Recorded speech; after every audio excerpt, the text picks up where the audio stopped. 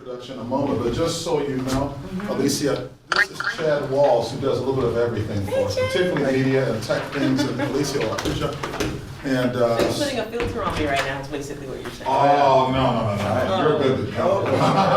You are great to go. Okay, it's fine. So, yes. So what I will do in a moment is I'll introduce you to, we have mostly the singers that are involved in our session here, and a few visitors as well. And we're working things out with our instrumentalists who are here. One is coming, one is going, and we're just doing our thing. So I think that I have everything that I need, so I'm going to formally introduce everyone to Alicia Olatuja. Yeah, and just so you know, let me give you a little bit. Of course, all of us here, Alicia, we're very fortunate. Practically everyone here is involved in Movement Revisited History. Awesome. So you'll see them again in another capacity in our mass chorus. Nice. We've got a campus and community chorus, so several folks, and they'll introduce themselves. They're involved in various ensembles on campus and various disciplines and music studies. But we grabbed the biggest swap we could to get everybody involved in Movement Revisited. So that's exciting. But you all need to know that we are very privileged, obviously, to have Alicia with us. And just to let you know a little bit about her, praised by the New York Times as a singer with a strong and luscious tone and an amazingly regal presence on stage, Alicia has been outstanding and astounding audiences with her exquisite vocals, artistic versatility, and captivating demeanor. She first came into the national spotlight in 2013 whilst performing as a featured soloist with the Tabernacle Choir at President Barack Obama's second inaugural. Shortly thereafter, she assembled her own jazz-based ensemble and recorded her first album, Timeless, in 2014.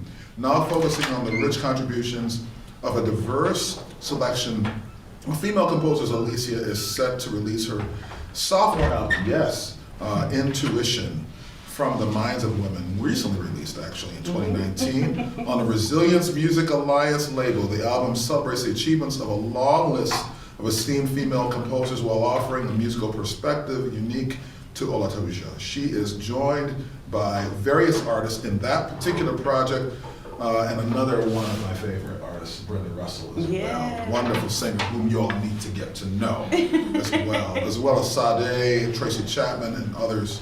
Originally from St. Louis, Alicia grew up immersed in a wide range of musical styles, including gospel, soul, jazz, and classical studies. She, by the way, is a distinguished alumnus of our Manhattan School of Music in New York. Certainly, we are privileged to have her with us because she has been a colleague of our featured artist, Christian McBride, for a number of years in this project. She's joined, of course, with J.D. Steele, who is our co-composer and arranger for the Movement Revisited. And I also want to particularly welcome all those who are part of our live stream audience. Help me again welcome Alicia Olatuja.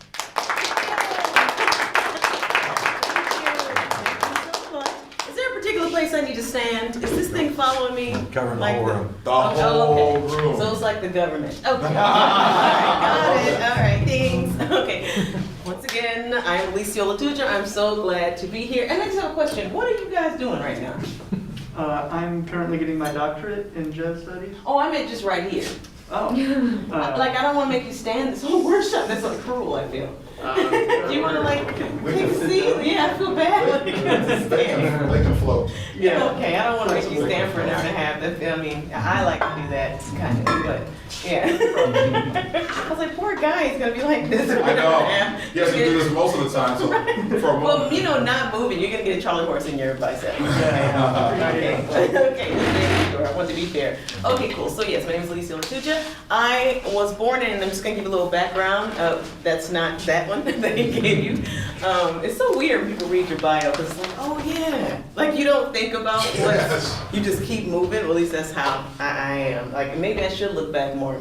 No, it's weird to read your own bio. I take that back. I'm fine. So, but I'm originally from St. Louis, Missouri, so I'm a Midwest girl. So this is my whole vibe. My family wanted to know where I was today. They were going to try to come mob deep, and I did not tell them.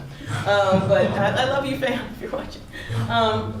But I grew up in St. Louis, born in Washington State actually, and moved to Missouri. And like you heard, I grew up just listening to all kinds of different types of music and being influenced by all different types of genres. But I never intended on going into music because I was heavily discouraged. So a lot of times people don't really know what that means to be an artist, to be a musician. And what most people do when they don't know about something, they fear it. And so they give you horror stories or hypotheticals. So for me, I always was intended to go to school for veterinary medicine because I always loved animals. Still do. But then I decided my first year when I heard this girl singing, she sounded beautiful, and I was like, you know, I just want to give it a shot. You know what I'm saying? Like, you know, your first 4 years is kind of, well, the first 2 years are gen eds, right? Kind of. So you're not really specializing. So I made a bargain with myself. I was like, okay, I'm going to give it a shot. I'm going to try to do a, you know, a little bit of music on the side and then see if something happens. And it was just a very opportune time at the school. We were celebrating historical events, and they created a little operetta about it. I auditioned, I did terribly, but they heard something in there, and it ended up being casted as the lead of this piece. And I did terribly because I was sick, I had a cold, I was partying out the night before, but either way, neither here nor there, but they gave me another shot, and they did hear something. Now, the piece wasn't going to debut until 4 years, so they were like, well, we can whip her into shape hopefully by then. But it really did change the trajectory of my life, getting ready and prepared for this big world premiere operetta, which was kind of like a mixture between musical theater and classical. And I didn't know anything of either. So I had been singing R&B, I'd been singing gospel music in the church, and I had done a lot of choral work and choral music of various genres growing up. I just loved that so much. It was kind of weird for me, you know, singing solo. It was always filled with a lot of anxiety and like awkwardness. And so I was like, I had to hide in the ensembles and the choirs, but this forced me to have to really refine my craft, because I didn't want to be up there making a fool out of myself, you know. 4 years to bomb? I don't think so.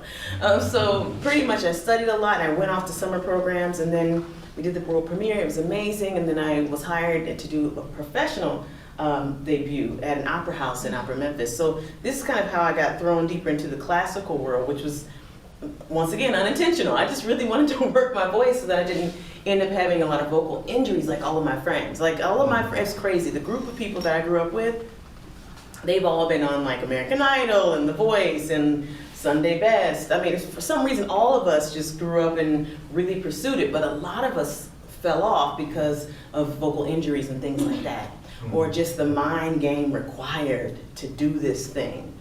And so that was a big lesson for me. I was like, I really got to not just get vocally together so I don't hurt myself, but I got to get mentally together. So this is what led me into really pouring myself into continuing with the music world, but also trying to figure out what was the bridge between what I was learning as an artist and how to apply that to my real life. And this is something that is now completely consumed everything that I do. So when I'm going through experiences in life, even this experience right now, I'm always trying to collect what's the life lesson takeaway. Because in my mind and in my experience, music really is an expression of life.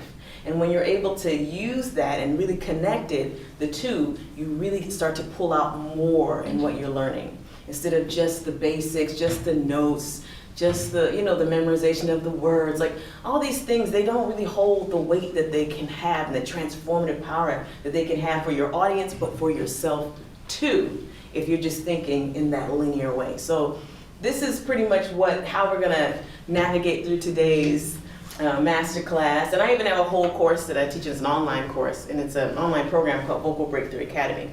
And it's where I help singers and non-singers who are looking to develop their own personal development, use music as a tool to do it, use singing as a tool to do it, even if they've never sang a day in their life. So for those of you who are in here, who are instrumentalists, or for those of you who, you know, maybe feel like, well, I just started, or I don't know where you're going to go in your studies, but it doesn't even matter. It really doesn't matter. As long as you can make sound, you can use your voice as a tool for personal development and also for you to get connected to who you are authentically. And that is transformative. And people need it now more than ever. They are over it. They are over the fakeness, y'all. This is a chance to, you gotta give it to them real or just don't bother, just sit at home, okay? So this is one of my biggest missions. And so we're gonna see how that kind of flows in our exercise today. So it won't just be me up here talking to y'all. We're gonna do a bunch of stuff together. We're gonna have a really good time. No pressure, no judgment. Who has time for that, right? Whack. Okay. So I just have a question for you. So today's masterclass, I think it's called Improvisation for Singers. Is that what this is? That's correct. I have no idea. I have so many masterclasses. I'm like typing. I'm like, who's in here? Okay, switch that around. Right. So I have a question. So tell me, what is improvisation? Oh, in music. Let's do that. What is improvisation in music? Anybody have any thoughts? Yes. Creating as you go. Creating as you go. Love that, love that, love that. Yes, yes. Anybody else? Have you ever heard the word improv? What do you expect to see or experience when when that happens? Any ideas? Thoughts? Yeah. It's like live composition. Ooh, nice. Live composition. Yes, yes, yes. You build new ideas based on the ideas that are already Oh, there. come on in here, building. Yes, yes. Anybody else? Anybody? Yes. I feel like it's answering the question to like the stated musical idea. So you like keep Ooh, dancing. question and answer. Oh, I like that. But that gave me chills. I'm gonna think about that more later. Anybody else? Everybody should have at least one thing. One thing they could think of. Yeah. It's like conversational. Ooh, conversational. That's what the question and answer. That's nice. Build off of her answer. So right now you're improvising. Okay, got it. Okay, yes. Kind of just not following the construction blocks of like the music. Oh, okay. So not following those blocks. So almost like a freedom that you have, because you're not having to be stuck in there. I like that. Yes, yes. Oh, that was. This is the most discreet like hand raise of it. I was like, she's either feeling herself or she's like raising. Yes. Feeling the inspiration within and communicating it to others. Yes, feeling it from within. So you're now actually tapping on the inside so that it then affects what you do on the outside. That is everything. Oh, you all right? Oh, that's, okay, you got it?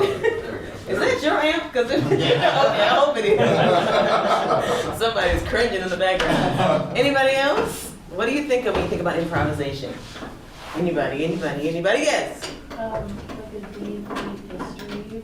Ooh. Okay, so pulling on something. So it's not just like, I'm just gonna do some ridiculousness that has no connection to anything. I'm pulling from something or influenced by something. And like a deep meaning of cultural connection. Ah, okay, I love that. So influence culture, for those of you at home. Influenced culturally, some sort of a cultural influence that's informing those decisions that you're doing on the spot. Oh, I love this. So all these answers are so beautiful. It's kind of great to kind of hear what your how you think about it. Because a lot of people just think about how they feel about it, right? They're like, it's scary, it's uncomfortable, I don't want to do it. Usually that's what you feel. So it's important to think about what you think about it. Because if you think about what it is, it kind of takes you out of how you feel, and it helps you find the importance in it, right? So here I wrote down like a spontaneous composition, I know that came up, or a free performance, very free, of musical phrasing, and it usually influenced by stylistic choices that you're pulling on, but not bound to specific musical text. So that was one of the ways in which I look at it. And so we're going to talk about different types of improvisation. A lot of times people just think improvisation, they're just thinking either scatting, or they're thinking improv at the comedy club. Like those are just the two that everybody always seems to kind of fall into, but it's so much more than that. All right, so when it comes to musical choices, I always think like you either say something or you say nothing. These are your two choices. And just like we were talking about, when you're not actually thinking and connecting from the inside first, and you're just like spewing stuff out, you're not really saying anything. And I remember when I would sit next to judges or adjudicators, when I was just trying and starting out with singing and learning how that goes, I used to ask them like, what are you guys looking for? You know, like, I was terrified. I was like, 400 sopranos get up there, they all singing the same Mozart aria. I'm like, what? How? Yes. How do you decide? And they were like, well, we're just trying to say what you gotta say. What are you saying? Do you have anything to say? Or are you just up here singing? I was like, word. Like I remember internalizing that, like, do I have something to say? Like, what does that mean? So it's always starting from the inside out, and that applies to anything that comes out of your mouth, including improvisation. And the reason why that could be a little tricky to grasp a lot of times is if we're thinking about improvisation, and some people are like, oh, that's when you're just making stuff up. You're just going off the top of your head. But why does it have to mean that you're not saying anything? Why does it mean that it doesn't need to have a deeper root? Why does it mean that it doesn't need to be connected to something that's important to you before you express it, right? So when we're talking to one another, when we're having conversations, when you're talking to your friends, when you call up your friends, when you text your friends or you're chatting with them, you probably haven't planned out that whole conversation. I guarantee you haven't rehearsed it. That'd be weird, right? Because then they would be sticking to the script and you're like talking about something else. And it's like, no, I'm gonna stick to the script. It'd be the most bizarre conversation ever. So we're always doing some level of improvisation, listening and bouncing back. People who struggle with listening, you can tell when you talk to them. You're like, oh, okay, she didn't hear anything of what I just said. You're just gonna keep going talking about that? Okay. And that can happen musically as well. But it's always some sort of improvisation, just going and going. But you wanna make sure that even when you're speaking or singing, however you're expressing yourself, even if it's with nonsense syllables, all right, that you're still saying something. And that comes from your intentions. That's really what it is. Your intentions is what taps into if you're saying something or you're just making sounds. And people can always feel those intentions, even if they don't understand what you're saying. And that's the power of music. That's the power of singing, at least. It transcends language, right? So if you have the intentions and it's clear to you, then it'll be clear to them. They may feel something else, but they'll feel it clearly. If you're unsure of your intentions and you're caught up in, is this right? Does this sound good? Oh Lord, do I sound terrible? I'll run out of ideas. You start freaking out, then all of a sudden you've lost your intention. So it's super important to stay connected to your intention before you get started in whatever you do. And this is something that has really been a big impact of how I live my life now. And that's what I mean as far as drawing that life application from the music and from what you can learn through music and then like bridging it back to real life. You start realizing, man, I wasn't saying nothing just then. You realize, and then you start actually just being intentional. Doesn't even have to be that deep, just intentional, right? So, I have here, when we're talking about intentions, just so I'm clear, when I'm talking about intentions, and this is something that's super huge as far as my life application approach to anything, especially improvisation, because it's so vulnerable. When we're talking about that, I'm always talking about a connection between your mind, right? So how you're thinking about it, your heart, what you feel about it. Is this important to you? Is it? Right, that. What is your greater why? Like, why am I doing this? And then your voice. How are you then bringing all that out into the outer world? And so if we're thinking about everything that we do connecting to our mind, our heart, and then our voice or our expression, then that's how you tap into authentic expression. That's how you tap into who you really are when you open your mouth. And so even if it's not perfect, whatever that is, right, which doesn't exist, even if you crack, even if you get a little lost, it doesn't matter because what we're getting is you. And there's only one you. And your voice, the reason why I think it's so fascinating, the voice, I'm geeking out hard right now, by the way. And the reason why I think it's so fascinating is like no voice is exactly the same. So pretty much your voice is like your audible fingerprint. People are hearing like this distinct imprint of who you are. So make the most out of that thing, right? Even if you're doing improvisation, which just comes from nowhere. We're so busy thinking that it's gonna sound a certain way or it's not gonna be the way we intend it to be and we wanna edit. The need to edit can be very, very, it can be very seductive. So we wanna be able to believe that, you know, it doesn't matter. That's okay, it's cool. I'm coming from a place that's clear to me. So even if it's a little rough on the edges, it really doesn't matter, and it really doesn't, y'all. I can't even tell you how much it doesn't matter, okay? So, really quickly, I just wanna ask you all, just your thoughts. Like, why do you think, why is improvisation important? Like, why is it important? You're in this class today, so I hope you think it is. But that's okay, if you don't, I'm here to prove it to you, yes. I think like all kinds of music has improvisation, and without it, it would be boring. You know, if we just... Yeah, boringness. Fighting against the boredom, that's a good one. Yeah.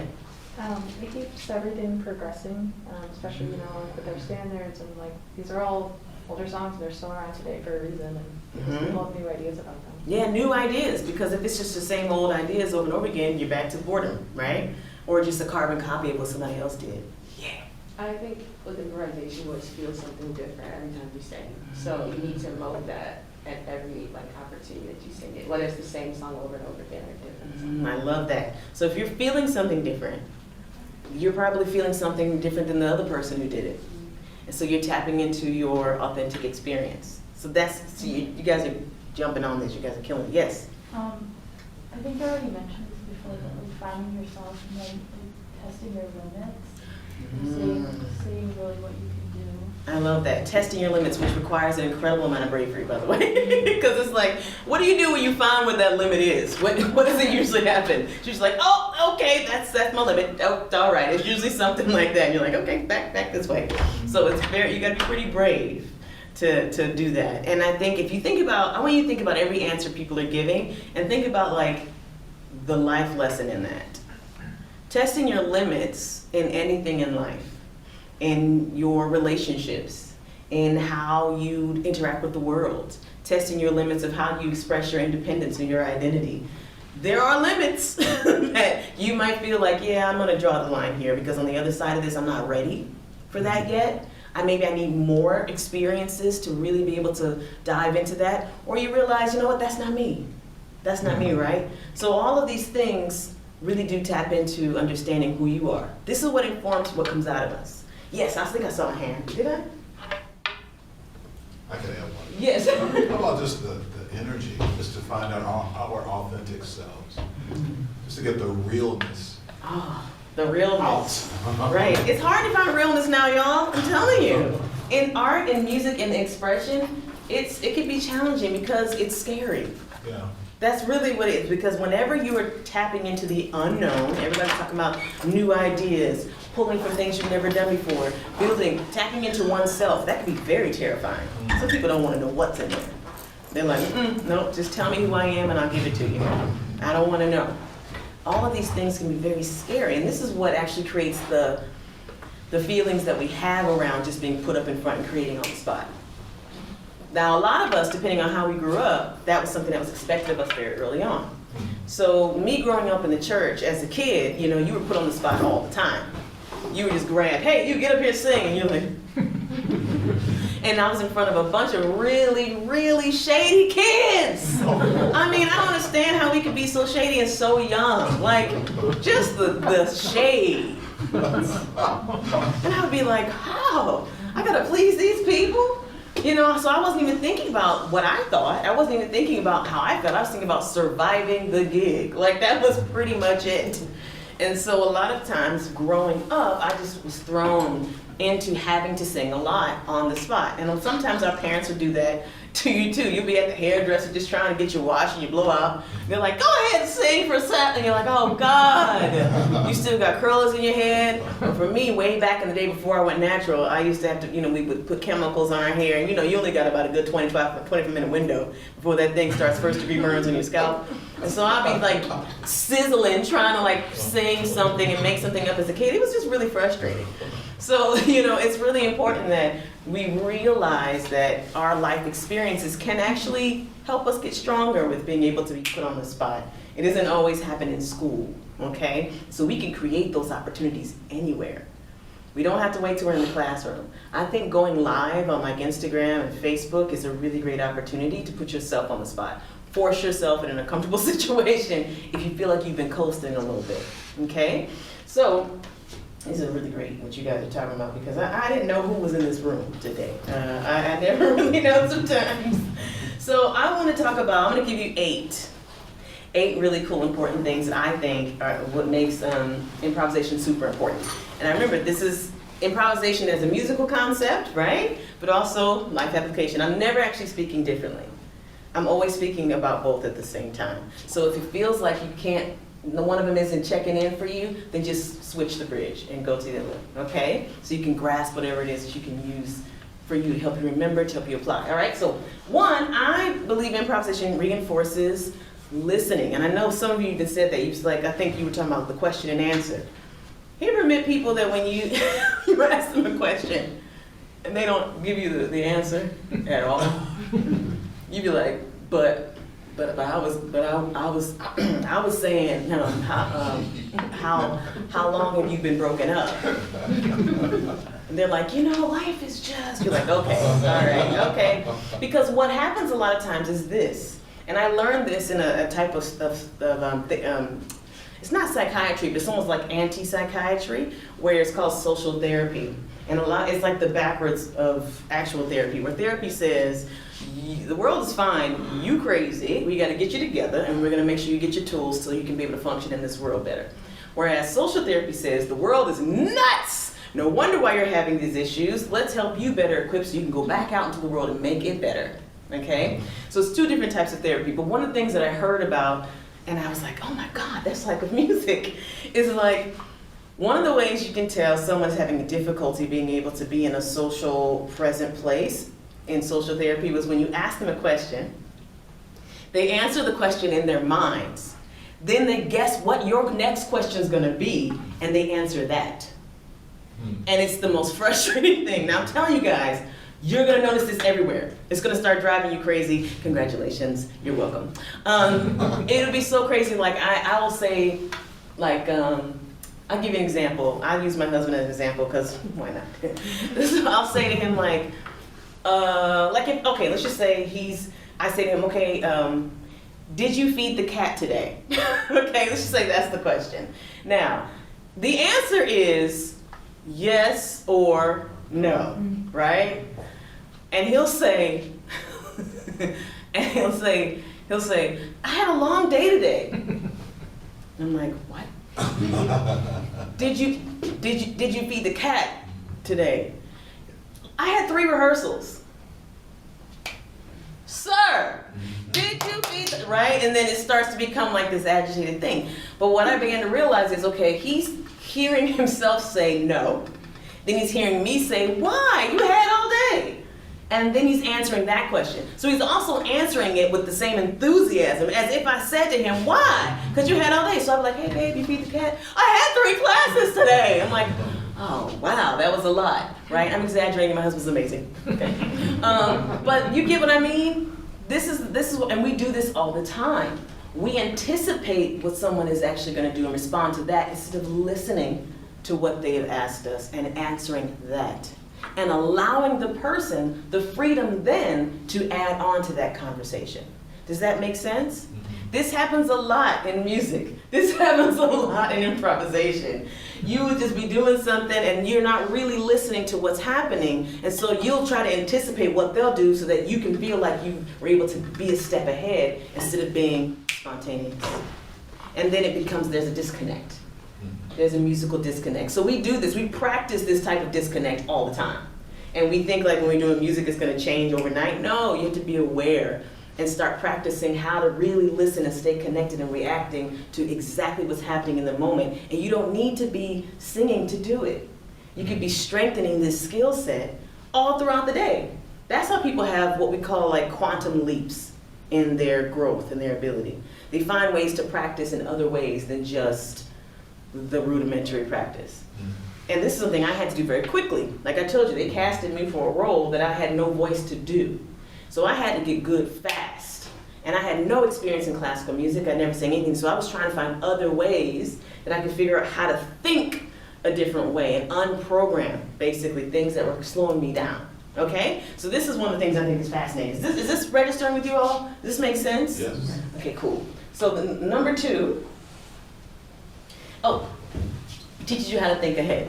So this is already great. It teaches you how to think ahead. So it's like, okay, wait a minute. I thought you just said we shouldn't think ahead. I thought you said we should be listening to what's going on and not think ahead of what you think they're gonna do. Well, thinking ahead doesn't necessarily mean creating a conversation that didn't happen, okay? You're just basically listening to what's happening and you're being inspired by that. You're absorbing what you're hearing. And so you're thinking, you're having these experiences so that the next thing that comes out of your mouth is what you just experienced. Okay, does that make sense? So thinking ahead doesn't mean filling in for somebody else. Okay, it means listening, but also using what you've just done to build on the next step. I think somebody over here said that, building on to what you just experienced. Yeah? 3, it boosts your creativity. Right? We all know that it does that, because we already said doing being creative is what? Boring, right? Creativity is exciting, right? You're watching somebody, like someone over here said, creating on the spot. A lot of things that makes like DJ music so like hot and fun, exciting is that they really are producing on the spot. They're layering on the spot. So people love when they hear that. And that was something I didn't really realize until like one of my friends, he was like, oh yeah, I love going to like those parties and the DJs on the stage, and I'm like, but it's the same beat though, like for 3 hours. He's like, no, but listen to like what he's doing, the layering. He's really like producing on the spot. And I was like, okay, I see it. So improvisation, even in the creation aspect, can happen in many different genres, in many different ways. 4, it helps you enjoy the moment. Now, this is also a choice. You can enjoy that moment or not. It's your choice, but at least it provides an opportunity for you to. So if you enjoy the moment, if you just stay present, there's magic in that. There's magic in being present in the moment. Because also being present in the moment also means you're not going back and analyzing what you just did. And a lot of times we do that live, which is the worst. So a lot of times when you think you just did something, you're like, oh God, what was that? Now you're already analyzing and thinking about what you just did. It's in the past. You're not here with me right now. You're not staying present. You're so busy judging or editing what you've already done. And that slows down the process, and honestly, it is not fun. Like, there is nothing enjoyable about that. Like, let me think about if I screwed up. That's such a fun thing to do. Like, no one's doing that, right? So it helps you enjoy the moment when you're staying present in improvisation. Okay? 5, it helps you make bold choices. So you talked about that. It helps you make bold choices because you're testing your limits. They're bold. When we're talking about bold choices, like, well, let me see if this works. Oh, that didn't. All right, let me try. Okay, let me try something else. Like, sometimes that happens. But then you tested your limits, and sometimes you can take something that didn't quite work, do a little tweak on it, and then it's like amazing. Okay, so sometimes you hear, I love when I was, you ever see like musicians when they're playing, and we don't do this as singers, I hope not, oh God. But sometimes you'll see like the piano player going and they'll like scream because they messed up. Or like the guitarist like, and because he tried something, it didn't quite work out, but then he'll do the same lick again, do a slight change, and now it's gold for him. Now, most of the time we didn't even know what happened, it's just screaming out like that. Then we knew. So I always say when singers, if we do something we don't like it, don't be like, oh God. Oh, and then no, don't show it because it's a bold choice that you're making. We don't know. You're just doing you. You're just saying what you're saying. Okay? Number 6, it helps, it's super important. It helps you embrace fear. Okay? It helps you embrace fear. Performing, expressing yourself, not expressing somebody else. Expressing yourself can be the most scariest thing in the world. I don't care if you're expressing yourself to somebody you love and you want to express your love to that person. I don't care if you're in front of an audience and you're trying to help somebody and teach somebody something and everybody's looking at you like, yeah, we're not getting it. That can be very scary too. Anytime you have to open up and express who you really are through what is important to you, it can be terrifying. It can be terrifying. That's why a lot of people don't like doing it. So when you're doing improvisation, you're being put on the spot, you're having to make something up right then and there. You are having to, if you choose, test your boundaries, figure out what works, doesn't work in front of a live audience. What? That is like a recipe for panic unless you choose to enjoy that moment. But by doing that, you're embracing that fear so that you can move past it. If you run away from it, then you'll always be afraid of that. And come on, that's not a life lesson. I don't know what is, right? So if we really want to be brave, we have to act, we have to move in the presence of fear. That is what true bravery and courage is. It's not the avoidance of fear, okay? Because that's the thing, people ask me all the time, like, oh, I wish you just didn't even seem nervous up there. You just sang, I just wish that one day, I just want to get to that place where I could just sing and not feel nervous. And I'm like, well, 1, I was terrified. 2, why? What is that? So you can feel good? What does that matter is when you're expressing something that's beautiful and powerful? If you're a little nervous, if you're a little on the edge, now you are as vulnerable as your audience members. And we all know that the easiest way to connect with somebody is when you meet them here, right? So it's very interesting. People want to not feel afraid in order to then move. But you want to be able to move through the fear, move through that feeling, and that's how you come out on the other side being like, okay, all right. You know, you feel emboldened by that. I don't know about you guys, when I finish something and I accomplish something that scared me, when it's over, 1, there's relief anyway, but also I feel like good, like I feel like I did something. But when I'm doing something that doesn't even have an impact on me at all, like I'm not even like, I'm like, oh yeah, I mean, I've done that many times, it's fine. At the end of it, it doesn't really have the same feeling. doesn't really have the same reward. And you can create reward for yourself in any environment. You don't have to be afraid, but you can also be like excited. To me, I like to think about fear as like a type of energy. How you direct it is up to you. You know, you can let it overcome you, or you can use it to inform what you're doing and actually give it some energy and some pop. So, I'm on number. Yes. Oh, I like this one. Oh, someone was talking about building on conversations. You learn the value of collaboration. So you learn the value of being a team player. And this is tricky too, because so many of us, when practicing something, we usually practice alone, right? We shed alone. We shed in the practice room by ourselves. We're at our homes by ourselves. We do a lot of the building by ourselves. So having an opportunity to improvise and bounce off ideas off of one another, it helps you stay rooted in being a team player. Because 9.9 times out of 10, whatever you do in life will require someone else. And so if you haven't been able to stay connected to the value of team play, you will have a hard time, especially for those of us who do solo instruments. Flute, you know, flute usually is not, you don't see usually a choir of flutes, you know what I mean? It's only a few of y'all. Vocalists as well. We can do solo vocal work or we can do ensembles, but usually we really want our voices to be heard. We gotta be by ourselves. So being able to have this like team play, even though we've been shedding all of these hours by ourselves, helps us stay connected to that collaboration. Helps us stay connected to this, you know what, it's not all riding on me. And that takes the pressure off. It's a good feeling. Okay, lastly, you learn to adapt and be flexible. You learn to adapt and be flexible. So if you hear something go a certain way, you may have thought you were gonna go that way. You don't wanna stick to that and be looking crazy. You wanna go with what's happening in the music, in the moment. Sometimes, you know, with my band, maybe they'll just decide to like slow it down. I'm like, oh, okay, that's what we doing? All right. And so then we just grew it out and then it goes somewhere that it didn't go to before.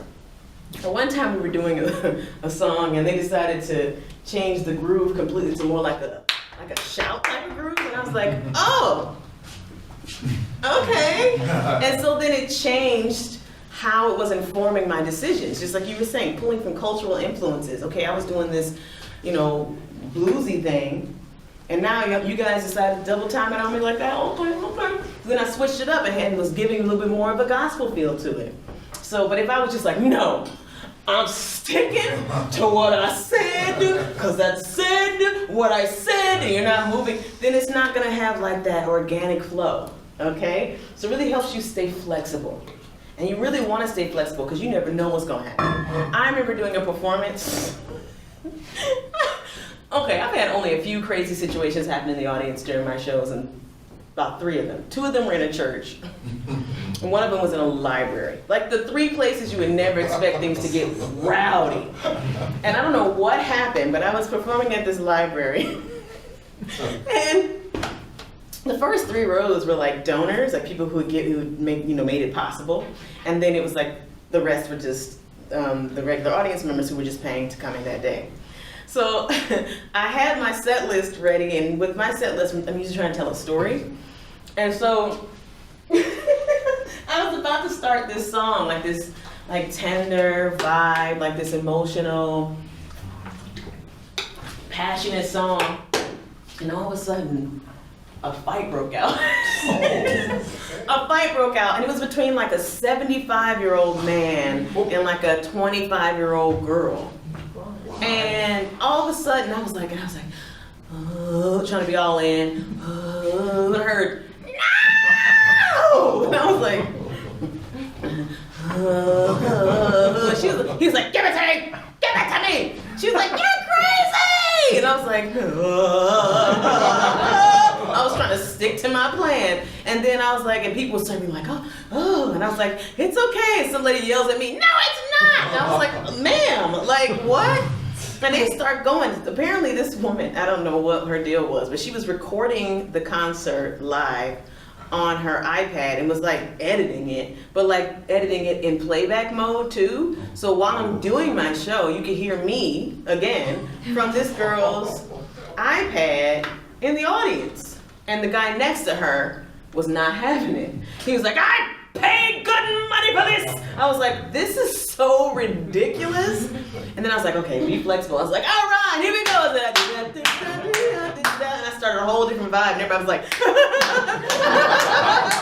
whole audience They went with me. And then while we were clapping and making all this great music, security came. You know what I mean?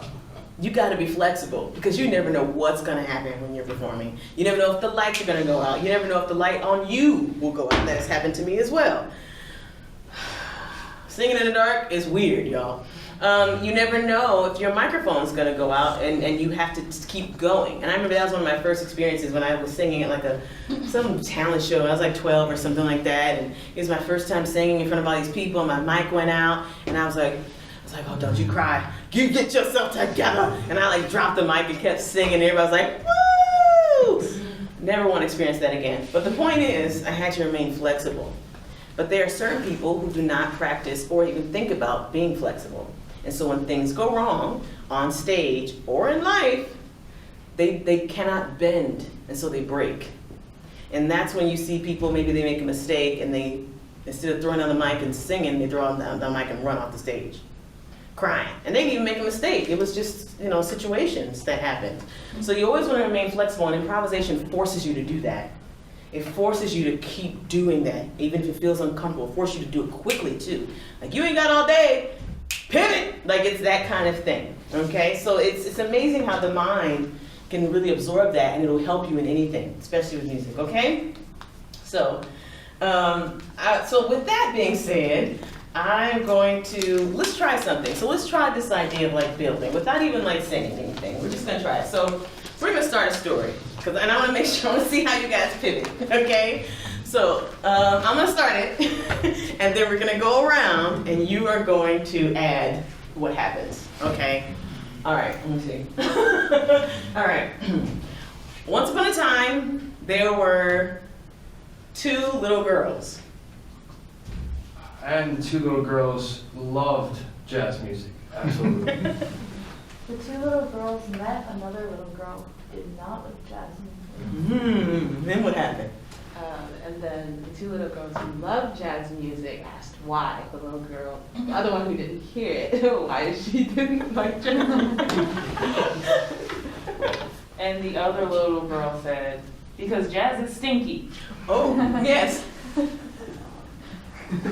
The two little girls. Two little girls were playing, jazz isn't stinky, you're stinky. Why don't you come with us to a gig? Oh, nice. And then what? The two little girls brought the one who didn't like jazz to the local jam session. So what the little girl say when she said, you stinky? Oh, I forgot about, well, no, they invited her to the gig. Yeah, but they also said she was. They said, you take a shower, come with us to the jam session. Wow, and then what happened? Then she got to the jazz session and she said, let's sing some blues. Yo, what's wrong with this little girl? She got told she was stinky, they told her to take a shower, and she had no input on this. I'm surprised. Okay, but that's not here or there. Continue. They realized that she forgot to take a shower. Wow, we're back there. All right. And they want to back out to take a shower, then go to tear jazz again, maybe they will love it. Okay, and then, wait, sorry, you ready? Oh no. Well, she forgot to dry her hair. Oh. And before she left home, she told her mother the entire situation. Ooh. And she was upset. Oh, and then what happened? Her mom was upset because she likes blues, so she sang a little bit for her, and now the little girl likes blues a little bit more. Okay, so let me okay, the next. And then the mother cracked out her Count Basie album and said, everybody came over for a party. Okay, I feel sorry for this little girl, but does nobody care about her? Okay, this is our song. So, there was two little girls came, they met this one little girl, and they were telling her how much they love jazz. And the little girl was like, I don't like jazz, it's stinky. And then they said, jazz isn't stinky, you stinky. And then they were like, you need to go take a shower. So she was like, she went home, and she took a shower, and they were gonna go, but then she forgot to wash her hair, she forgot to dry her hair, and in the process, she went and told her mom, I'm going out with these two girls, they told me I was stinky, and then her mom was like, oh yeah, I love the blues. Oh yeah, let's go out. And then she cracked out her album and had a party. Okay. I mean, meanwhile, the girl's like, I guess I must really stink. You know, nobody refuted that part. They were like, oh, she said what? You were stinky? I love blues. Like that seems to be what happened. Okay, so maybe we can explore that a little bit tighter next time. But what did you find challenging about that? If anybody felt the challenge, I know you said it was challenging. What did you feel was challenging about that? It's kind of building on a story that other people have told. It was it's hard to keep going with the idea and I don't know, made something new and interesting happen. And this is just a little girl who unfortunately smells bad, and you know nobody was trying to really, because the other two girls tell her the truth. That is powerful. So what else do you guys think was interesting about that exercise? Yes. I think something for like situations like this that's difficult for me in particular is like knowing when to add something to make it interesting or add something to just continue the storyline. Ooh, that's good. When to like throw some firecrackers in there, when to just keep it going, keep the burning, keep the wood burning. That's a really good one. Yes, fillers, basically. Those filler episodes. We know those. I would say I had something easy because I didn't have to worry about the next person and setting them up. I could just say whatever I wanted as long as it kind of went with what was given to me. I didn't have to worry about passing the story along. Okay. I'm gonna keep that in mind. We're gonna do it again. And this time I'm just gonna point to you, okay? You don't know who's next. You don't know what's next. All right. So let's see. So once upon a time, a couple were going on a vacation. And the husband or the guy said, let's go to Mexico. Ooh. And then what happened? They finally got to Mexico and they lost all their luggage. Ooh. And then what happened? They rented a car and they drove back to Texas looking for their luggage. Oh, so they're from Texas. This is good. We're getting information here. And then what happened? The wife was very upset because she had left her diamond ring inside of that luggage. She needed it back. Oh, this is good. And then what happened?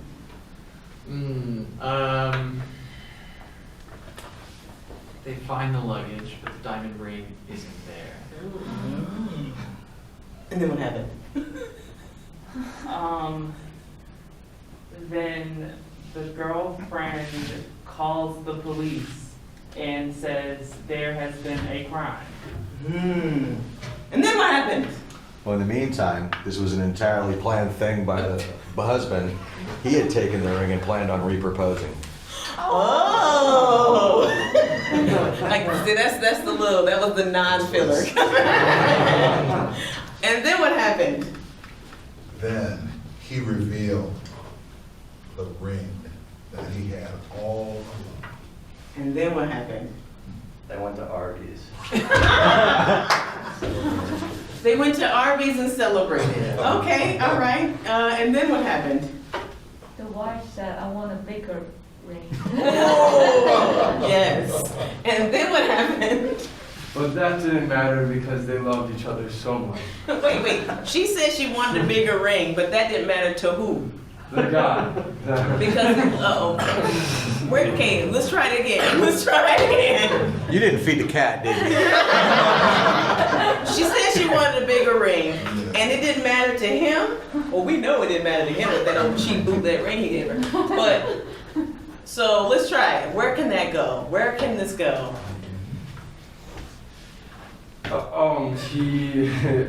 She said, I want a bigger ring. He said, okay, let's go to the store. Okay, pause. If you were in a relationship and someone said to you, and you proposed to her with this whole elaborate trick that really was whack, by the way. I mean, my God, we done flown to Mexico, then went all the way back to Texas and then he planned the whole thing. I mean, this man had money.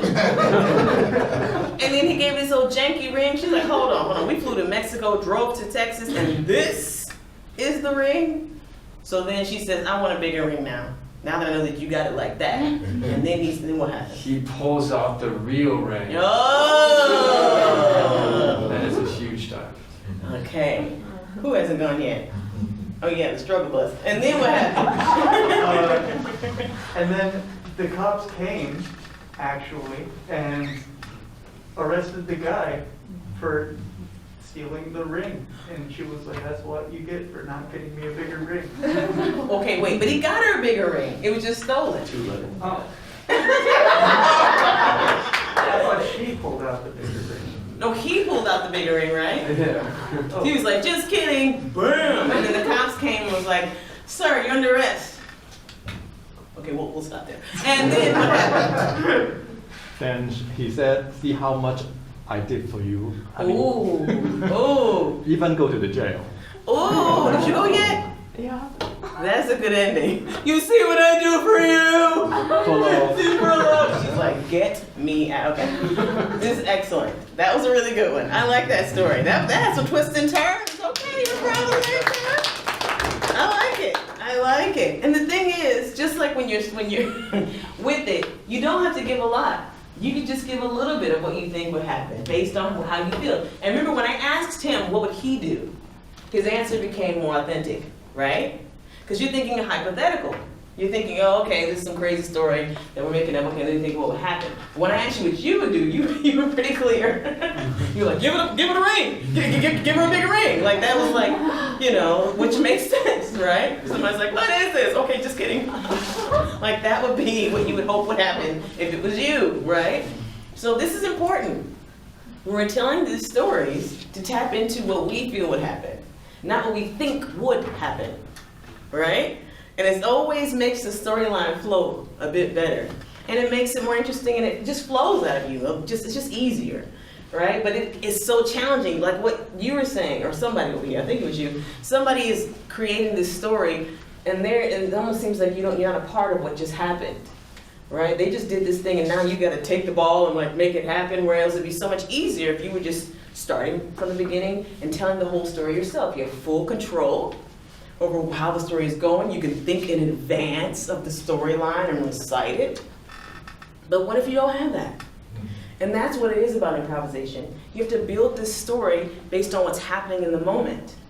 And usually if we start thinking, oh God, oh God, oh God, oh God, then it starts to become difficult. So you're just thinking, well, what would you do if the cop showed up and was putting you under arrest? What would you do, right?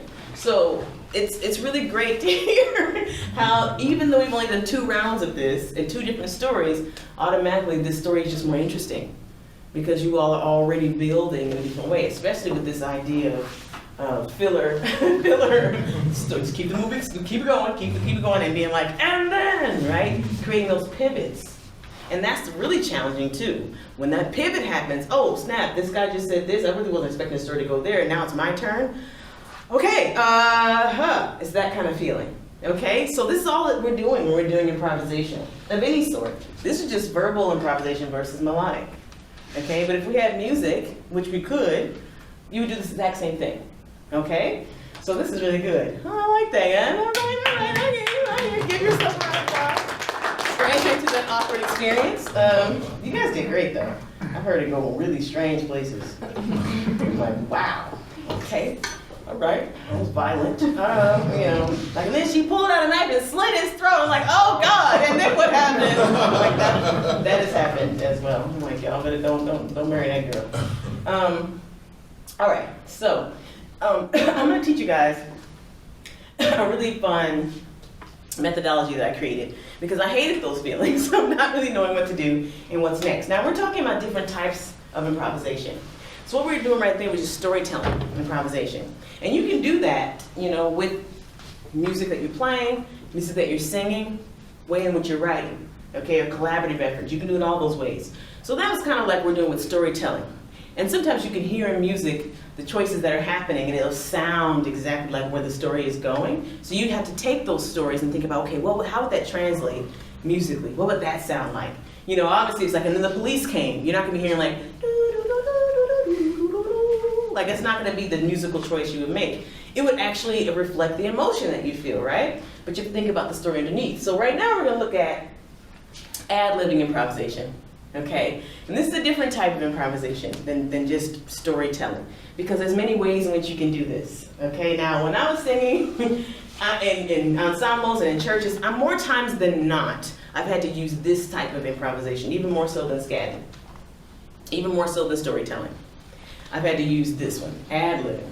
That thing right there, I've seen that thing crash and burn, and I've been the ashes as well. I have really, just always having to be the ad-lib person in ensembles. And, and also ad-libbing, going and trying to just feel into what's happening when you're having a conversation or you're relaying a story to somebody else. You're like filling in the spots and filling it in, trying to make it flow a little bit stronger. All those things happen as an ad-libber. It's kind of like an AKA hype man, almost, right? So I want to give you some examples of ad-libbing gone wrong. Now, this is one of the modules or one of the classes that I teach in my course, Vocal Breakthrough Academy. That's the name of my course. And because a lot of people feel very uncomfortable with ad-libbing. They feel super uncomfortable. I'm talking about great vocalists, amazing singers, amazing performers. And this also happens with performers who are dancers as well, or they have to ad-lib. And we know people can ad-lib with modern dance, they can ad-lib with hip hop, anything. So I hear from people who are amazing, they can learn choreography and nail it, but then you say, okay, now go ahead and, improvise. And they're like, and that's all they got. And you're like, wow, okay, all right. Same thing with singers. I've met amazing vocalists who can kill it, but then when it comes time to ad-lib, it doesn't work out so well. It enters a different part of the mind, okay? So just for a few examples of ad-libbing gone wrong, raise your hand if you've ever heard or experienced a mind blank in the midst of improvisation. Okay, now this used to happen a lot, and it's really embarrassing too when you're like on a roll and you think you're killing it. You're like, yeah, because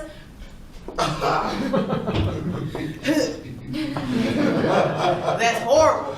Now, when it would happen in church, you could play it off. You'd be like, and yes. you can play it off, but that doesn't work all the time in other genres. You can't just act like you caught the spirit. You caught nothing. You don't know what's next, my friend. So we know that one. Okay, so another one. How many of you have heard people or experienced yourself a repetitious pattern that you could not get out of as your ad-lib choice? No one has experienced it? Okay, 1, 2, 3, 4. I've heard this so much when people are like, no, no, no, no, no, no, no, no, no, no, no, no, no,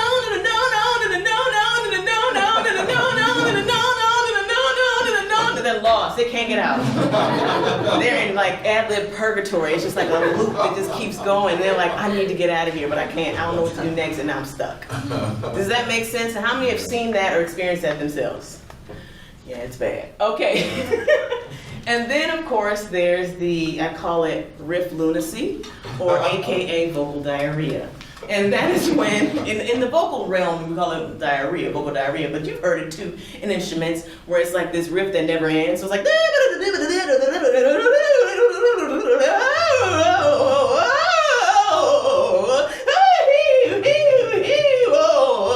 you're like, oh my God, somebody just give me that wooden hook and end this.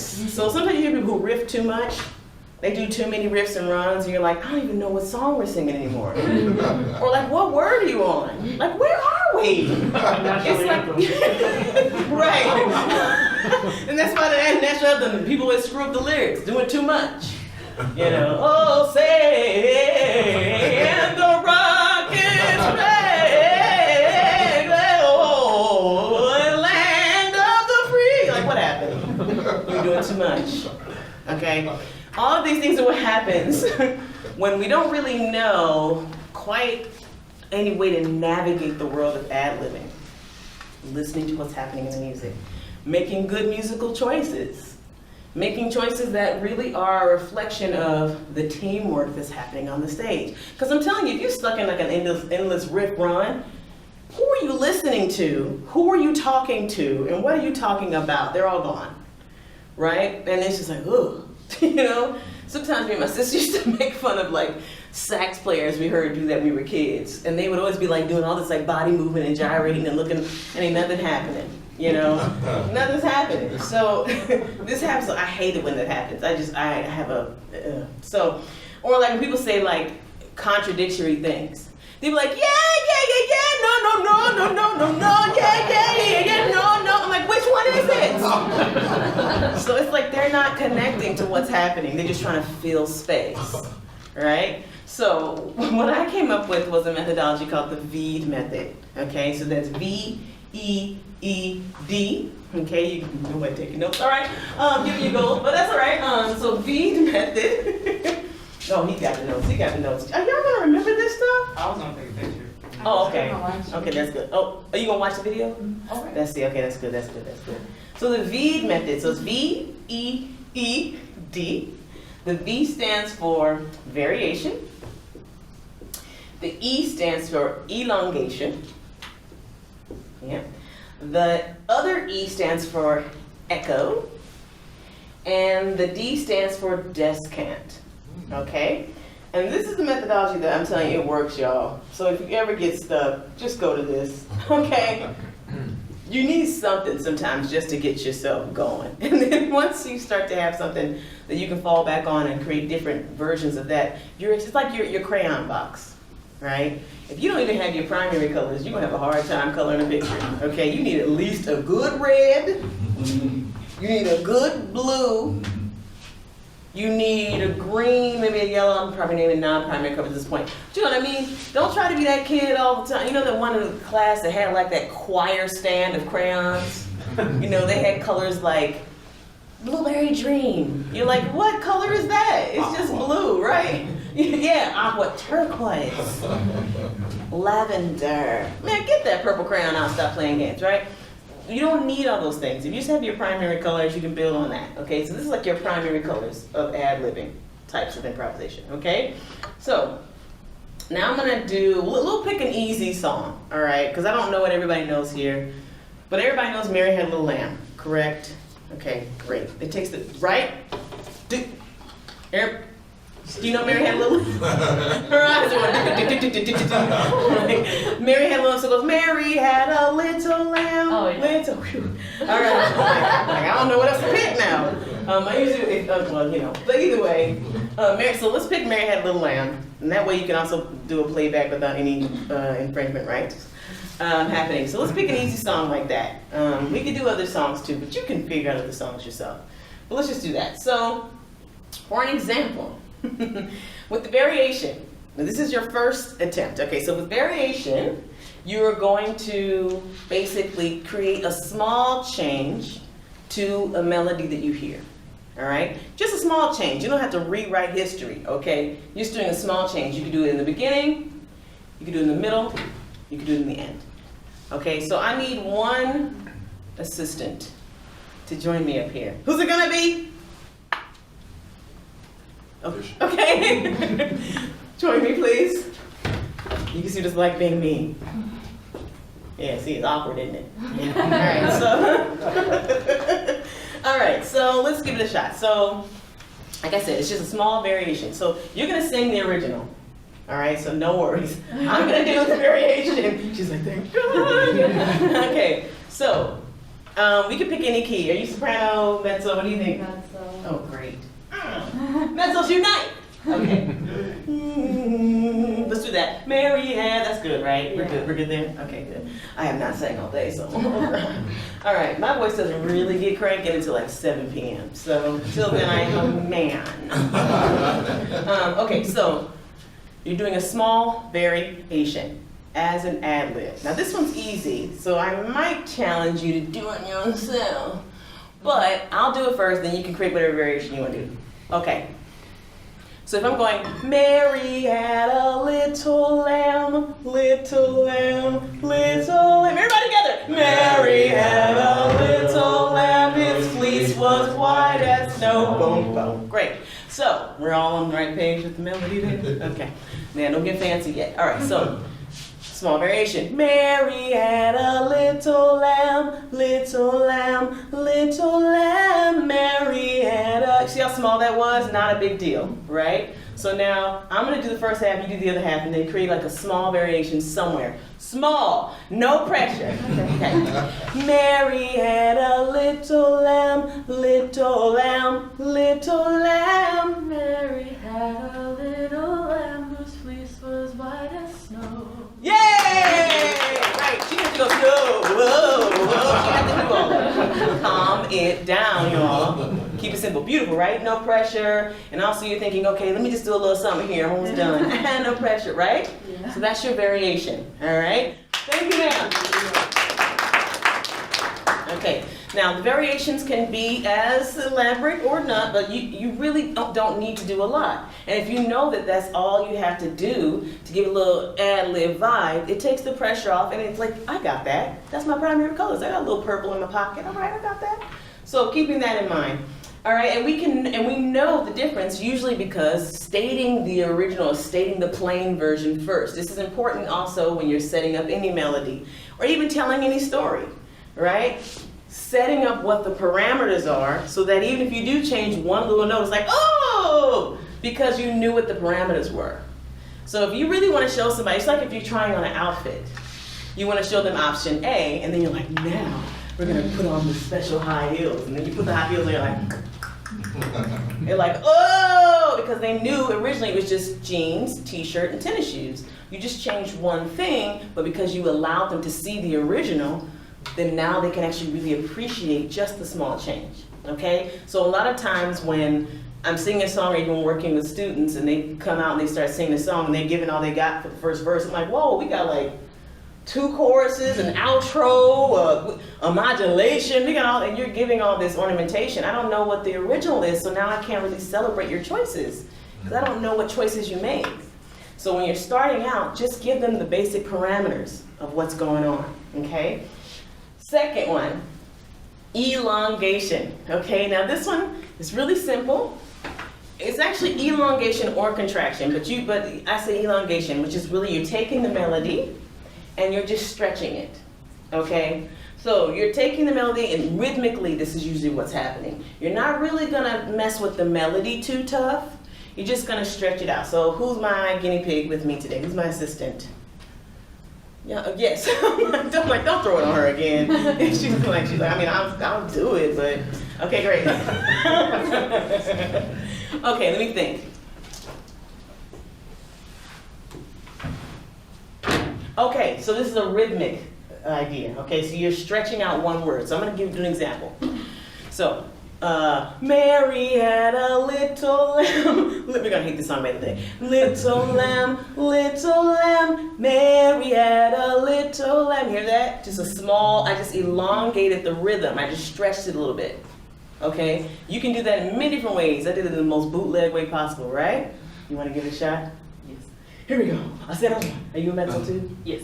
All right, 1, 2, above my yeah. Okay. She's like, please tell me you're starting. Okay. So Mary, I did the same thing. Mary had a little lamb, little lamb, little lamb. Mary had a.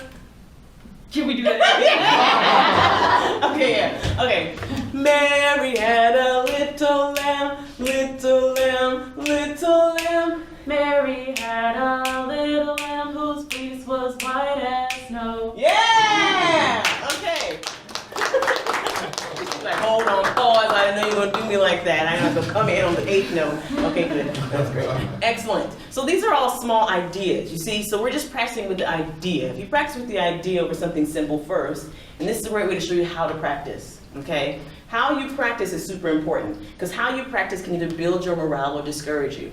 Right? And if you're building your morale while you're learning something, chances are you're going to keep doing it, and you're going to keep doing it well. Okay, so you want to start with something small. You don't want to start with like something that's really crazy, all right? Just to kind of test yourself out. Shedding can happen in many ways. It's not just practicing a performance, not just practicing a song you want to learn. You're practicing a technique. We're using Mary Had a Little Lamb. I usually use Twinkle Twinkle Little Star, like things like that. And play with it, like legit. And then I take this and I go really far with it. But I've been playing, I'm doing it on Mary Had a Little Lamb or Twinkle Twinkle Little Star while I'm sweeping the house. So now when I switch over to a real song or a song that I'm actually going to perform, I have all this material. Like I'm like, oh, okay, right? Now I got the Crayola with the chorus and the little, the crayon sharpener on the side. Like it's fancy, right? Okay, so the next one is echo method. Okay, now I definitely need. I'm gonna use, who's my guinea pig? Who's gonna join me on this one? So this one's super easy. Echo method is exactly what it sounds like. You are echoing exactly what you hear. You're not thinking about doing anything special, anything fancy. You're just doing the echo method, all right? So this one we're gonna do simultaneously because I can't do it by myself. Okay, I cannot, and you be like, she's a demon, she sang twice with her own drum, like breaking it up, singing. You're like, that wasn't even like the Hathaway, that was something else, okay? So I want you to sing the melody, okay, first, and then we'll swap, okay? So one, you mezzo too? No, I'll take. That's the same thing. Oh, really? She's like, I'm just gonna say no. Oh, well, all that stuff don't even matter, guys. It doesn't. It's just, what you feel comfortable referring to yourself as. I told you I'm a man for a second, so, okay. So here we go. Mary has a 1, 2, buckle my shoe. I'm gonna echo you, by the way. Okay, so I just have to keep Just keep going. Okay. It's like a round, okay? 1, 2, ready, hit it! Mary Mary had a little lamb. Don't listen to me. Mary had white as snow, right? You see how simple that is? So now I'm flipping it, I'm doing the melody. Now, you don't have to do the whole line, because if the whole line clashes like mine just did, don't do it. Okay, you can just do the first word, first line, however you want to do it, okay? And then 1, 2, 3, and Mary had a little lamb, little lamb, little lamb, Mary. Wanna try again?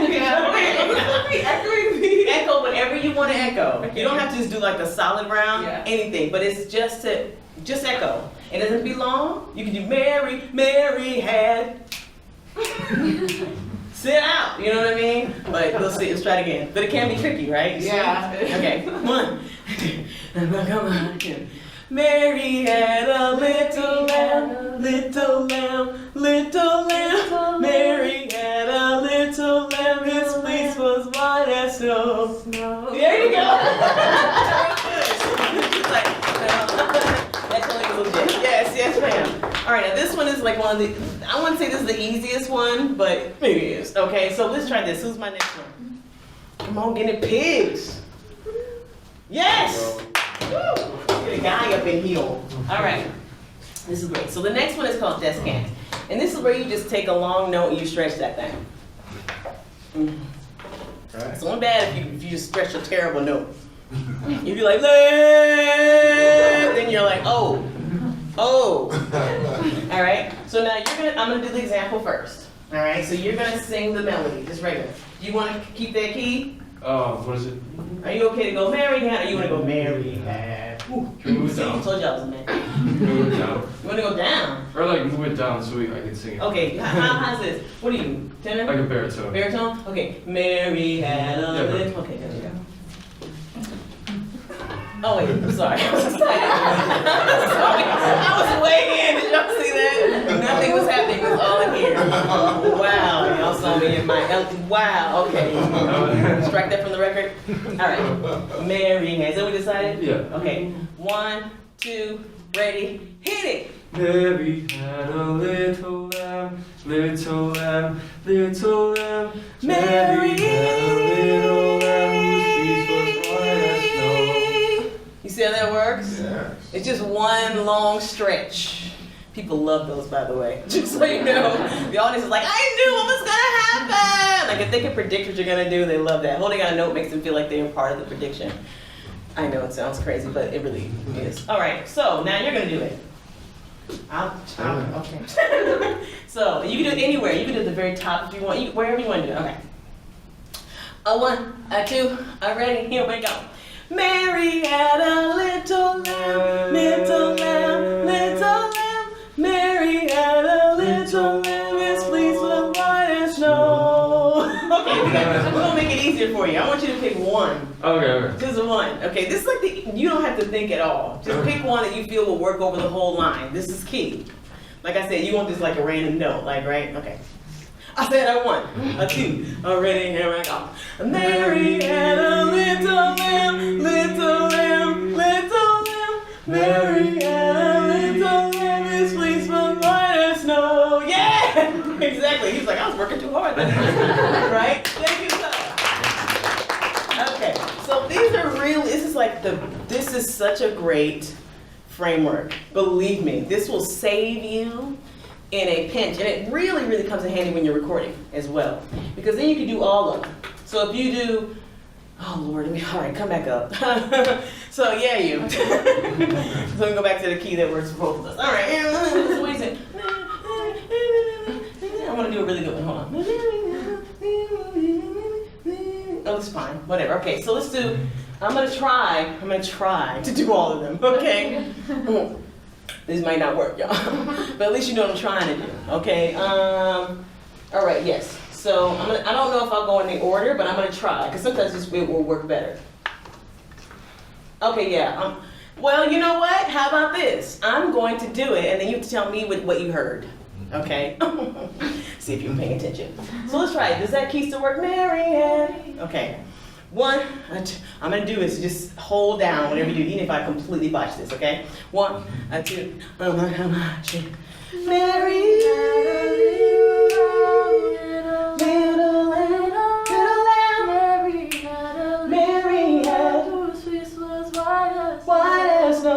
What did I do?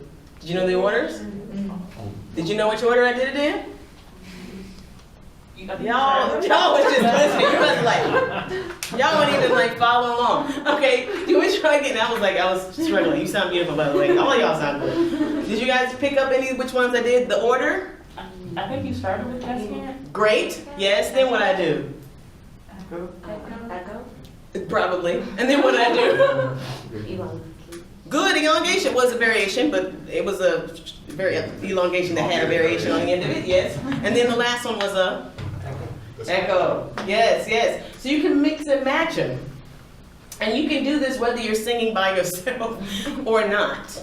Yeah. So this is how it actually creates variation, but you can flip and scoop around, but you're only using 4 different things. But yet you can play with all of those 4 different things without feeling like there's this endless sea of possibilities. And you're like, well, which one? Which one? Oh God, oh God. That's what happens. There's too much input happening in your mind. So just having some sort of framework that you can have, that you can rely on, and you can play. This is an endless variations as well of this alone. You can do so many different descants. And then what happens is you'll start hearing it in other songs. And this will help you kind of understand what's happening. I don't know if you guys, there was like one of the older, I'm sorry, you can sit down, I'm sorry, thank you. So like for instance, if you listen to like older R&B or like, oh, let me pick an old, like listen to old Mariah Carey song, maybe like a descant doesn't have to just be one singular line. It can also be an alternate melody. Okay, and this is something you see a lot in classical music as well. This doesn't just exist in one particular genre or another. So if I'm doing, you know, a song she sang, I don't know if you guys remember this old Mariah song. How does it even go? When she goes, well, this song goes, he'll always be a part of me, and I'm part of you indefinitely, but don't you know you can't escape me, ooh, darling, cause you'll always be my baby. No? Yeah. These are old songs, but I'm just trying to pick like a good one. At the very end, she goes, the whole chorus keeps going. You will always be a part of me. She goes, you and I will always be. You and I, you and I. So that's the elongation. That's echo. She echoed herself. She also did a descant, and then she also, yeah, that's it. And then she does again. You and I will love. That's a descant as well. It's soaring over the melody where all this text is happening. You will always be a part of me, and I'm a part of you, definitely. She's not doing all that. She's just soaring over the top of it. Okay, so this happens a lot if you listen to other music as well. So I like to listen to music of all different decades and generations because then you can start to hear how they manipulated the music. And this is why it's so important to listen to all different types of music in all different types of eras. And this happens a lot in classical music, and that's like way back. Right? So that is the bead method. Does anybody have any questions about the bead method? Any questions? Any questions at all? I'll take any question. No one has any questions? I'm gonna give you 5 seconds. 1. Where are you from? Hey! Thank you. Now currently I am living in New Jersey. I was living in New York for quite some time, but I moved to Jersey City, which is now, so I'm closer to Manhattan, which is weird. I was living in Brooklyn, and I was deep in Brooklyn. I just had to take a boat, a donkey, 2 ships. Like, it was crazy. Now I'm literally like I could see Manhattan like right across the water. So that's where I am right now. Any other questions? I'm ready. I'm ready for you today. Anybody? Any questions? Yeah, I saw you and I hate you. what are your favorite characteristics of a band that you are improvising with? So like, say you're a vocalist trading with the band. What do you like to hear? I like it when they actually allow me to trade in a way that makes sense. Like, I don't like when people like forget that a human being is different from like another instrument. Like, don't give me some crazy note that you know I can't physically hit and think that we're gonna build on that. You know what I mean? Like, that's what I hate. You know, like, they're squilling doing stuff that's like signature to that instrument. And it's like, but not, what now, why you do me like that, you know? So I do like it when they're keeping in mind that they have to play in a way that makes it cohesive with a voice. Yeah. Yeah. That's a good question. I saw, yes. So when you mentioned like some of your friends have been like on The Voice, and we're not like, what, does he know them? Like, I mean, I don't know. I mean, I have a lot. What's funny? Well, I have friends that are like, that were tight friends that I grew up with. I have friends that I made who are obviously doing stuff, people who perform with now. I mean, I have a friend, one of my friends who I was growing up with. Her name is Angie Long, and she was in the military, and she was on The Voice, and she was also on Ellen. And, you know, it was like a big deal for someone to have that kind of talent and be in the military, which is crazy because there are people of talent all over the world who do various professions. But yeah, she was on The Voice, on Ellen. And one of my other girls I grew up with, Amber Bullock, she was on Sunday Best, I believe, and has gone on to do really great things. Some other people. Some of them, they started and then they went to acting because they were like, yeah, this is for birds. So I won't name them, but they can sing. But yeah, so it's kind of like that. One of them, I'm trying to think, because I don't want to name somebody who stopped. You know what I mean? Some people, they were like, yeah, I tried it, didn't like it, I'm not doing that more. But yeah, so that's like just two people that like I grew up with as far as, but I obviously when I moved to New York, I met a lot of people, and we were all just struggling, and now we're all living our dreams, yeah. When you realized music was what you wanted to do, like as a career, what steps did you take to put your name out there? Collaboration. Collaboration is super important. A lot of people think that it's like just trying to sit in on people's gigs and get in on it, but really it's just a matter of supporting other people and exchanging ideas and working together, especially with instrumentalists or people who don't have necessarily the same voice type as you. What is that? Oh. There's a monster trying to get in your background. That is the weirdest sound I've ever heard. Oh, I was like, that's not a phone because there's too much space in it. I was like, you have a speaker in your book bag? Yeah, that does that?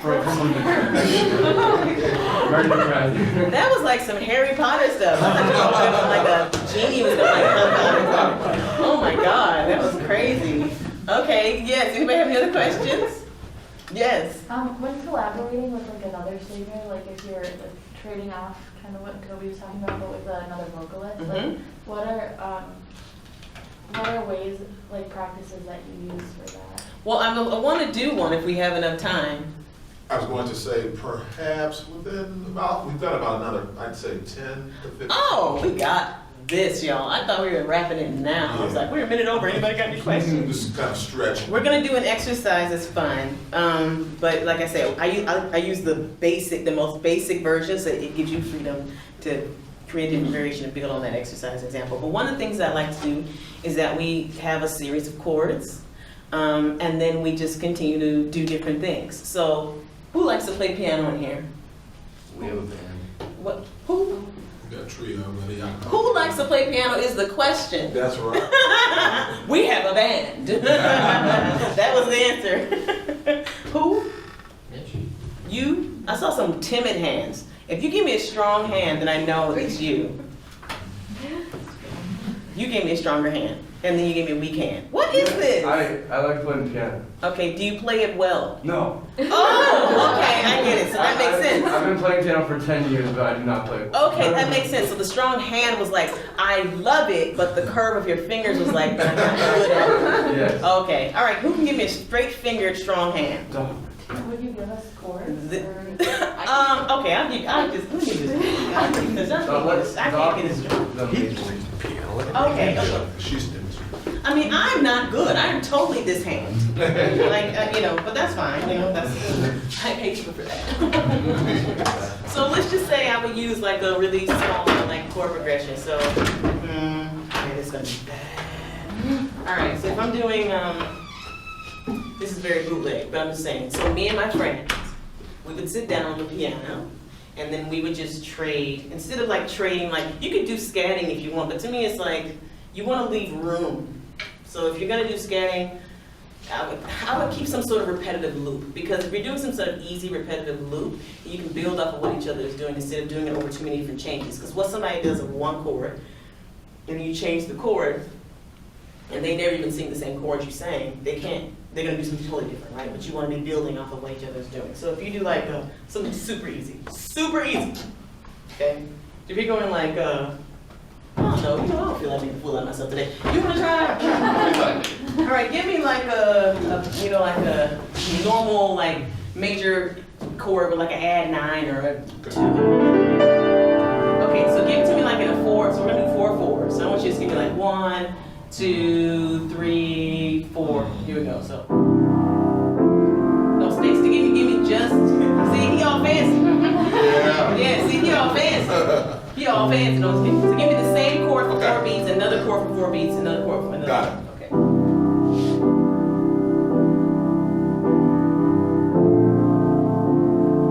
Actually, just those 2 to go back. So this right here, you just sit with your friend. She takes 2 chords, and then you take 2 chords. So then your friend will be like, trying to be cute, you know? Then you would do.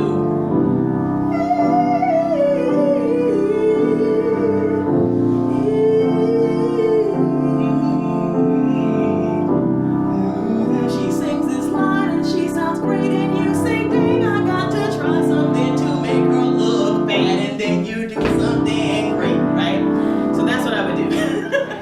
Do you know the song like We Fall Down, We Get Up? Yeah. It's yeah. I can't help you. I can't help you.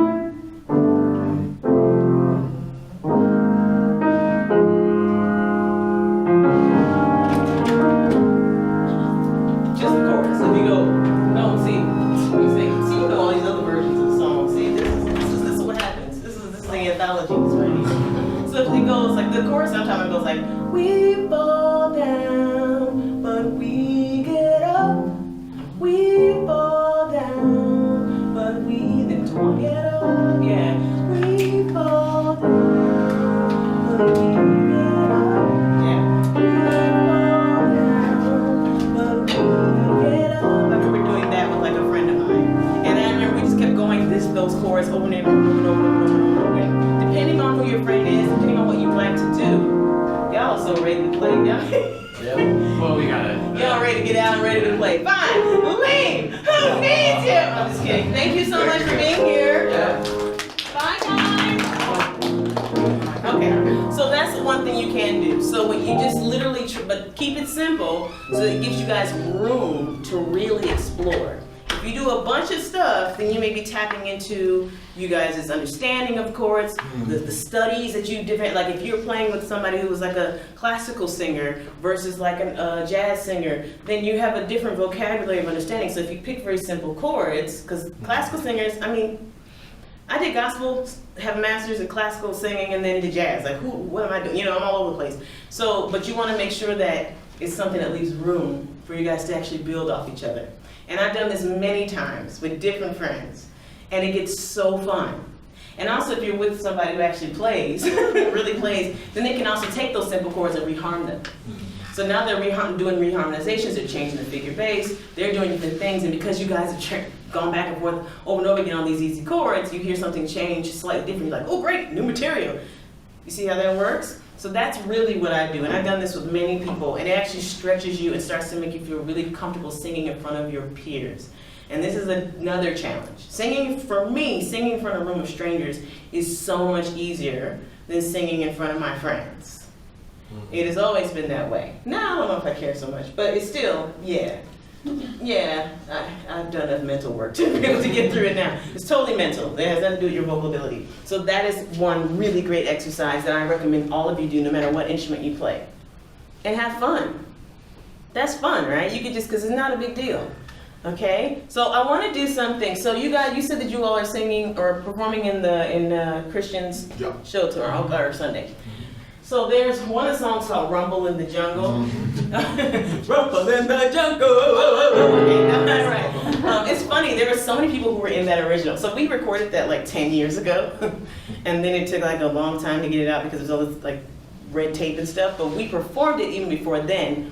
And it was with a group of us, and everybody who was in that group, I mean, like, we've just done so many different things since then. Like, it was me, it was Corey Hawkins. Do you know that actor? Corey Hawkins, he was in Straight Outta Compton. It was Danielle Brooks. You know, she was in Orange is the New Black, and she's about to do the Color Purple again with the live.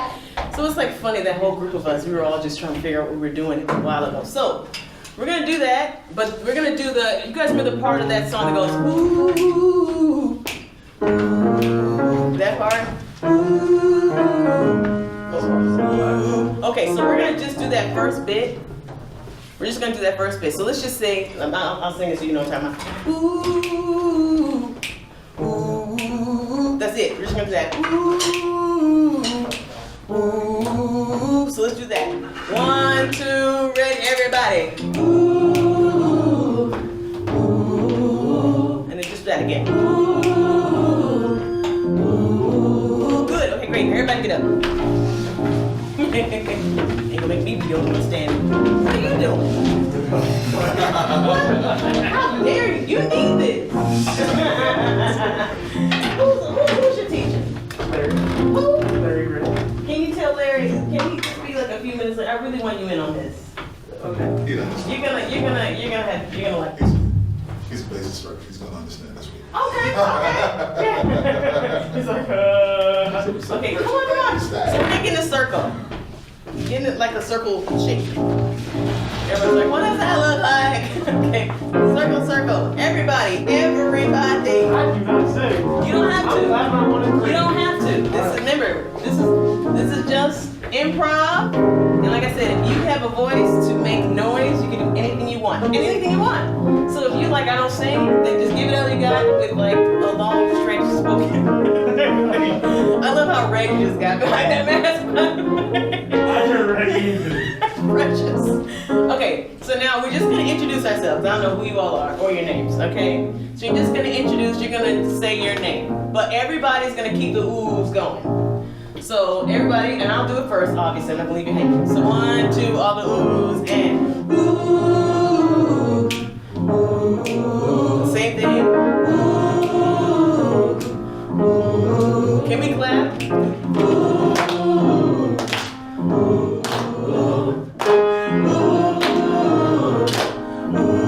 Say your name. My name is. Keep going. My name is Alicia. Yeah. Yes. There's a singer. Continue. Yeah. Love it. Here you go. Yes. Love it.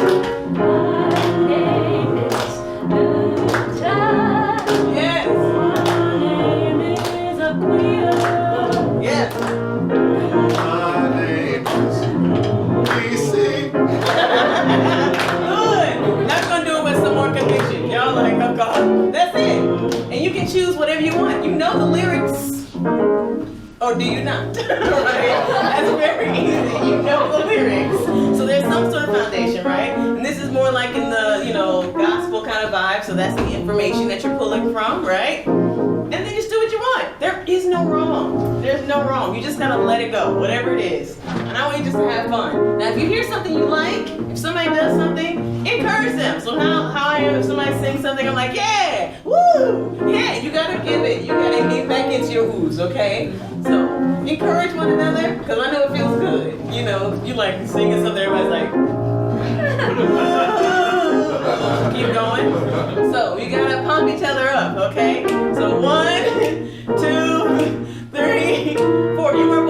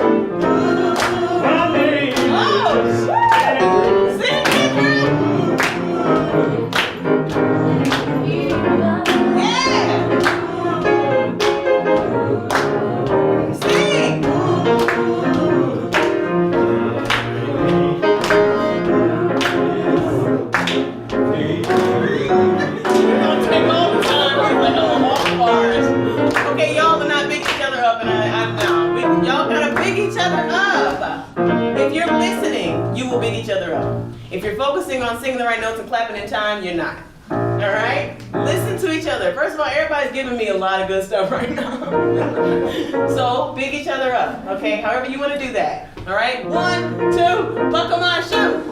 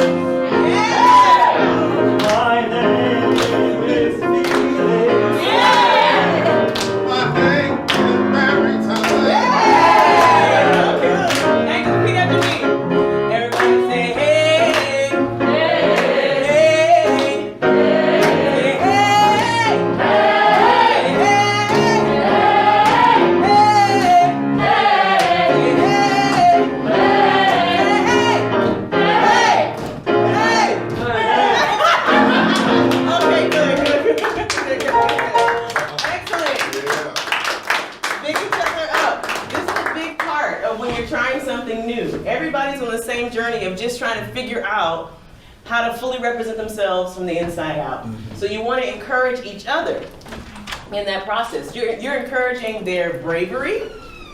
You're encouraging their musical choices. This isn't just like, oh, if you like what they sang, it don't matter. Even if they busted it up, it sounded crazy. They tried. Then you congratulate them on that. And by doing so, you'll learn how to do that for yourself. We're very hard on ourselves, right? We just are. I don't even know what you all do, but I guarantee you you're hard on yourselves, whatever it is. And if you get into the habit of bigging each other up, instead of being like, oh God, it's my turn, oh God, instead of that, or like, oh, I wish I did that, or I was better than that, if all those different types of responses, you have to get out of that loop mentally, and it'll free you up. I noticed you all sang better as far as like freer and more fun and clearer when you were bigging each other up. You were encouraging one another for doing what you were doing, and then you actually then extend it to yourself. It can work the other way too. Extend it to yourself first, and it's a lot easier to extend it to other people. But this is a part of the musical experience. Being able to express yourself through improvisation, you're not doing it just for you. Obviously, there's people there, right? Even if it's just you and your friend at the piano. So the acknowledging of what's happening is just as important as the notes that you are singing. So that has to become a part of your shed. Has to become a part of your practice. Remember talking about how you practice really impacts how you perform? This is one of those things. So it's that kind of call and response. It has a cultural rooting, but it happens all over the place. We do it all the time. So make that a part of your thing, okay? Make that a part of how you acknowledge one another, because you will then extend it to yourself. You feel big. You feel like, oh, okay, no matter what I do, I'm going to be able to, show that I'm actually showing up. I'm showing up, and I'm going to show out however I can, okay? Excellent work, everybody.